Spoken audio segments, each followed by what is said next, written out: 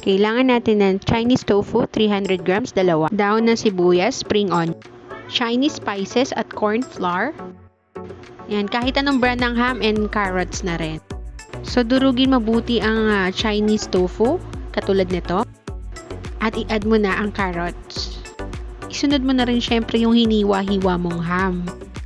At samahan mo na rin ng itlog. At syempre, para healthy, lagyan mo na rin ng konting luya.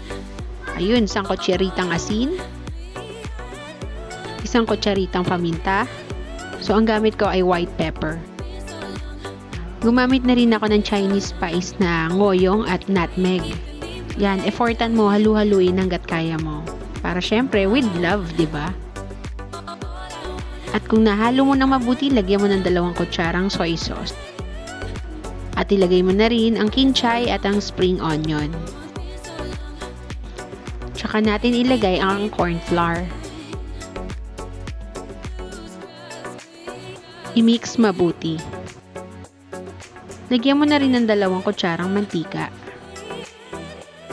So, mukhang okay na. So, imolde mo na hugis bilog at i-deep fry mo na sa mainit na mantika.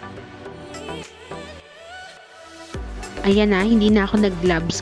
Kami naman ang kakain eh. I make sure na malinis ang kamay ko bago ko ginawa ang mga ito.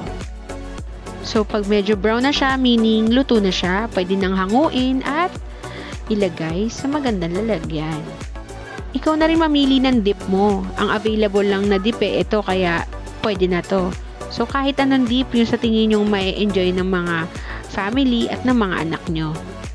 Handa na ang merienda. Eat well, guys! Enjoy! Please like this video and subscribe to my channel. Bye!